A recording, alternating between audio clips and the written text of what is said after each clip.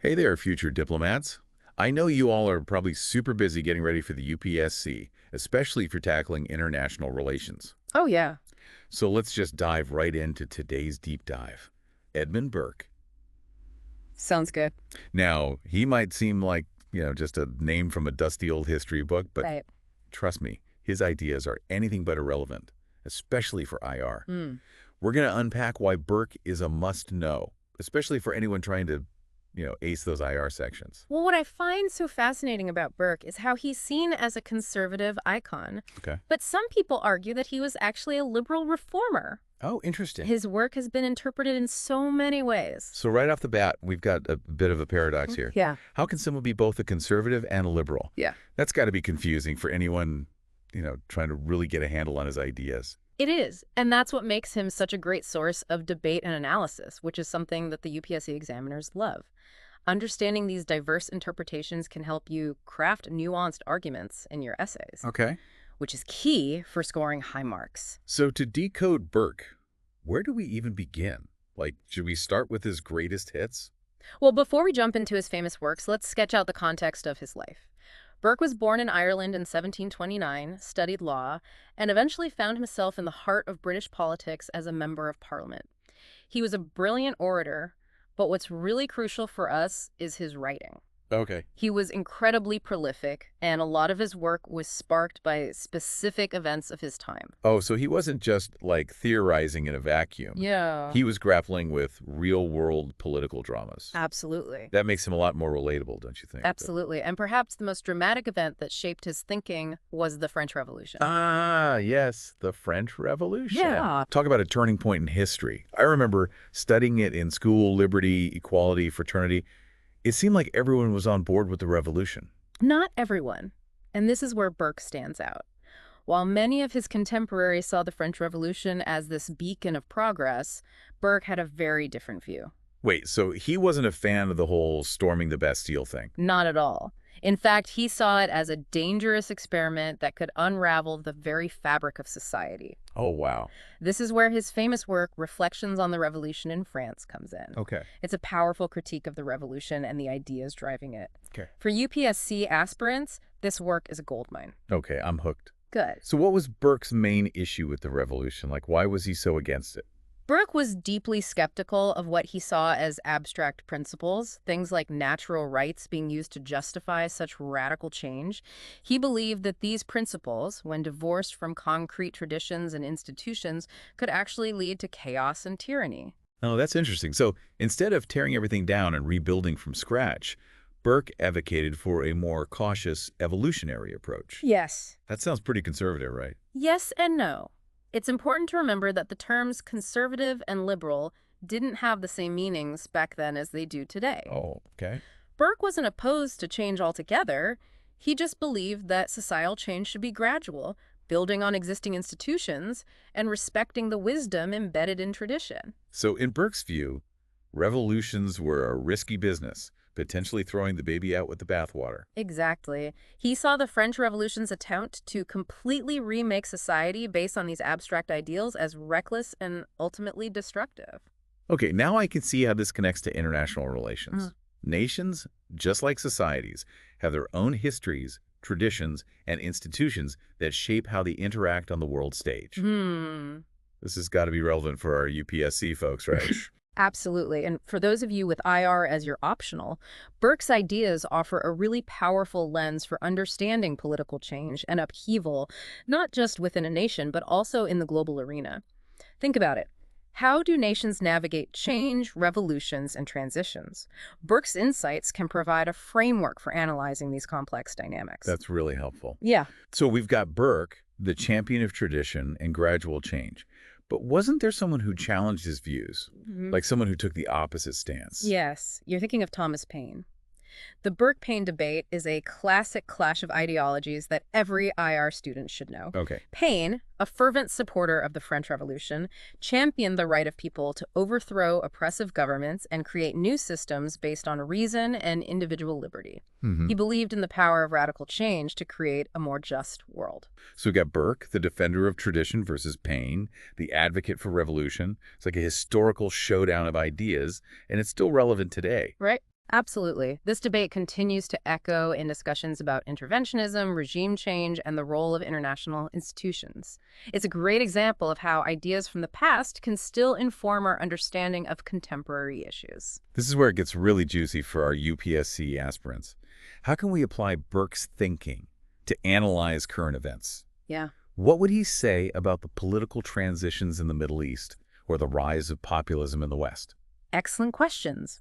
For example, how might Burke's emphasis on gradual change and the importance of institutions inform our analysis of the Arab Spring uprisings? Right. Were those movements too radical, too focused on sweeping away existing structures without considering the potential consequences? Or think about the debate over intervention in humanitarian crises. Right. Burke's emphasis on prudence and the limits of our ability to engineer social change from the outside would certainly give us pause before advocating for military intervention, wouldn't it?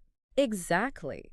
Burke's ideas force us to grapple with these complex dilemmas and consider the unintended consequences of both revolutionary change and interventionist policies. They provide a framework for analyzing the tensions between stability and change in the international system. This is incredibly valuable for our listeners. Yeah. You're showing us how these seemingly abstract ideas from a historical figure like Burke can actually shed light on contemporary international relations and even help us make sense of current events. Remember, the UPSC isn't just about regurgitating facts and theories. It's about demonstrating your ability to think critically, apply different schools of thought to real-world situations, and formulate your own well-argued perspectives. So if you could drop a well-placed Burke quote or connect his ideas to a contemporary issue in your essay, you're showing the examiners that you've gone beyond the surface level and are grappling with the deeper philosophical underpinnings of international relations. Precisely. And trust me, that kind of intellectual depth will make you stand out from the crowd. Now, to truly understand Burke's impact, we need to understand the other side of the coin, his famous debate with Thomas Paine. Okay, let's dive into that. The defender of tradition versus the champion of revolution. It's like a political thriller waiting to unfold. It is quite a story, but before we get there, let's turn to one of the passages we have about Burke from Freeman. Before we get to that Burke-Paine showdown, Sure. let's turn to one of the passages we have about Burke Right. from Freeman. He writes, Burke is still worth our attention because his is a classic statement of conservatism. It has the classic strengths and weaknesses of that position. He offered 18th century solutions to problems, but those problems belong to a family whose descendants live still among us. We still do not have very good solutions. We must therefore come to grips with his. You know, that's a great point. It's easy to kind of just dismiss thinkers from the past as irrelevant. But like Freeman is suggesting, the issues that Burke was tackling, things like, the nature of society, the dangers of unchecked power, these are timeless dilemmas, especially in international relations. Precisely.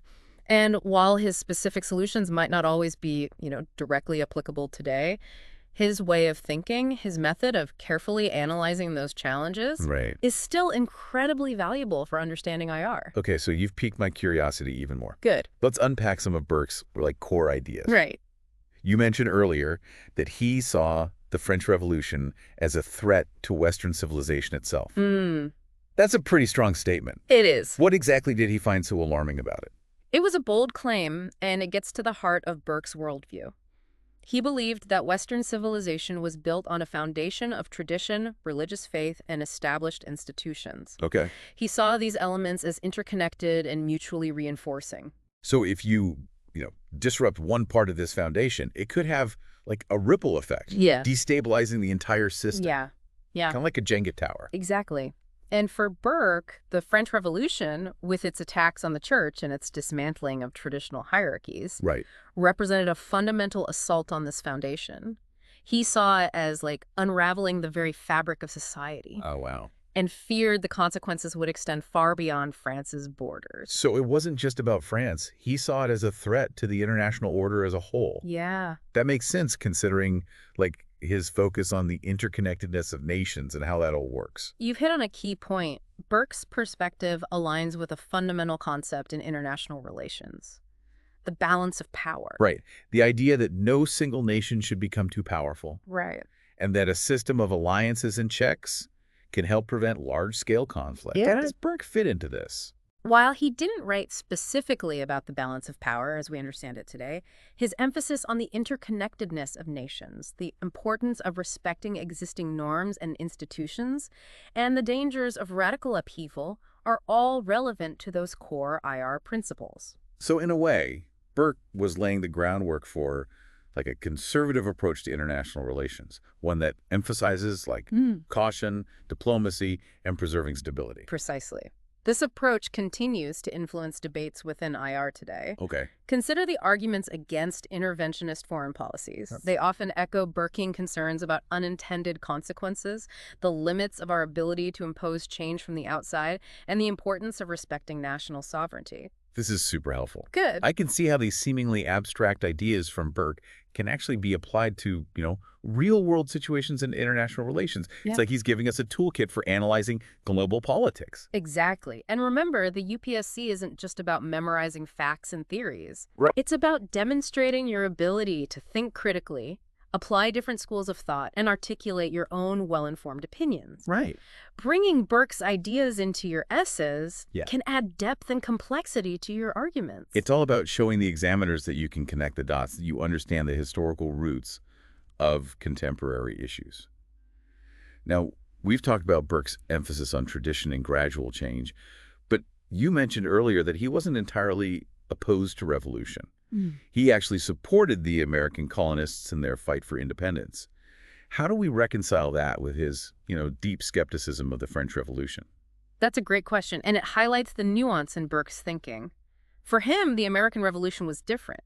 He saw it not as a radical break from tradition, but as a defense of long-established English liberties against the encroachments of a tyrannical king. So it was more about, preserving the best of the past, Yeah. about resisting unjust authority rather than, rejecting tradition altogether. Exactly. He argued that the colonists were simply upholding the principles of the English Constitution, which he deeply revered. Okay, that makes sense. He was more concerned with the motivations and goals of a revolution rather than simply opposing all revolutions outright. Right. This episode also reveals his perspective on representation, Yes. something crucial for anyone studying IR. You're right. Burke believed that a representative should exercise independent judgment Okay. and consider the long-term interests of the nation, even if it meant going against popular opinion. So not just a rubber stamp for whatever the people want at any given moment. Precisely. He emphasized the importance of responsible leadership and the challenges of balancing the will of the people with the pursuit of the common good, Yeah. a dilemma that's still relevant in international relations today. Okay, so Burke, the defender of tradition, also had some surprisingly nuanced views on the role of leaders and the complexities of governance. It seems his ideas are anything but simple or one-dimensional. You're getting it. And this is precisely why he's such a fascinating figure to study, especially for those of you focused on IR. Now, to further illustrate his nuanced approach, let's turn our attention to his work on India. Yes, this will bring in his views on colonialism, power, and the responsibilities of governing diverse societies. Exactly. While Burke was critical of revolutions that upended established order, he was equally passionate in his condemnation of injustice and abuses of power, particularly when it came to British rule in India. That's interesting. So how did his views on tradition and gradual change apply to the context of colonialism? While he didn't advocate for immediate independence for India, he was a fierce critic of the East India Company's exploitative practices. He argued passionately for the rights of Indians, condemned the rampant corruption and abuses of power he witnessed, and called for more just and humane governance. This is where his belief in the universality of certain moral principles really shines through. Absolutely. He didn't believe that different rules applied to different races or cultures. He held the British government accountable for its actions in India, arguing that it had a moral duty to govern justly and to protect the rights of all its subjects. So while he might not have been a revolutionary in the traditional sense, his work on India demonstrates his commitment to principles of justice and his willingness to challenge power structures that violated those principles. It's like he's saying, progress might need to be gradual, but it must always be in the direction of greater justice and human dignity. That's a great way to put it. And for UPSC aspirants, this shows the importance of approaching political thinkers holistically. Right. Don't just focus on their most famous arguments or controversial positions. Explore the connections between their ideas Right. and consider how their thinking might apply to different contexts. Okay. From revolutions to colonialism to contemporary international relations. It's all about demonstrating that you can think critically and apply these ideas to real-world problems.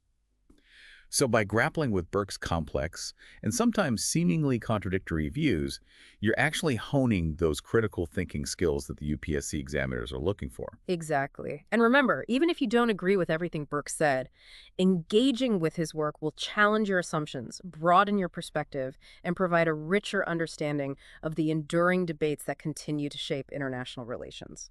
All right, so we've covered a lot of ground here. Burke's life, his views on revolution, his emphasis on tradition and gradual change, his stance on representation and responsible leadership, his critique of colonialism, and his enduring relevance to IR. But before we move on to his famous debate with Thomas Paine, there's one more crucial point that we need to really emphasize here, the importance of context. That's right. We can't fully grasp Burke's ideas without understanding the historical circumstances that shaped them. So for our UPSC listeners, this means going beyond just memorizing Burke's key arguments. It's about being able to place those arguments within the broader context of 18th century political and intellectual history. Exactly. Imagine trying to understand Burke's reaction to the French Revolution. Right. Without knowing anything about the Enlightenment, the rise of liberalism, or the debates about the rights of man that were, raging at the time, Yeah. it would be like trying to interpret a play without knowing the plot. Right. So when you're preparing for the UPSC, don't treat Burke as like an isolated figure. Mm-hmm. Think about him as part of a larger intellectual tapestry, right? Yeah. Connect his ideas to other historical developments, philosophical movements, Right. and even contemporary issues. Precisely. For example, how might Burke's emphasis on the importance of tradition Yep. be seen as a reaction to the Enlightenment's focus on reason and progress? Right. Or how might his critique of abstract principles be applied to debates about human rights interventions today? This is gold for our UPSC aspirants. Right. By demonstrating that you can make those connections, you're showing the examiners that you've got like a deep understanding of the historical and intellectual currents that shape international relations. Couldn't have said it better myself. Now, before we wrap up this deep dive, I want to leave you with a final thought-provoking question. Okay. Something to ponder as you continue your UPSC journey. Hit us with. Can Burke's emphasis on tradition and gradual change be reconciled with the demands for radical reform in today's world? Think about the urgent challenges we face. Climate change, global inequality, the rise of authoritarianism. Can we afford to wait for slow, incremental change, or do we need more transformative solutions? That's a big one. Yeah. And there's like no easy answer. Right. But it's precisely the kind of question the UPSC loves to throw at you, right? Yeah. Questions that force you to think critically about different perspectives, weigh competing values, and articulate your own, well-reasoned conclusions. Exactly. So as you continue your UPSC journey, keep that question in mind. Right. Explore Burke's ideas, engage with his critics, and see how his thinking might inform your own understanding of the complex challenges facing the world today. It's like Burke is giving us this lens through which to view those challenges. A way of thinking about the tensions between stability and change, tradition and progress, the individual and society. Yeah. It might not give us all the answers, but it certainly helps us ask the right questions. And on that note, it's time to wrap up our deep dive into the world of Edmund Burke. If you enjoyed this deep dive and found it helpful for your UPSC prep, don't forget to hit that like button and subscribe to our channel for more insights and analysis. We'll be back soon with another deep dive into the topics that matter most for your exam success. Until then, happy studying.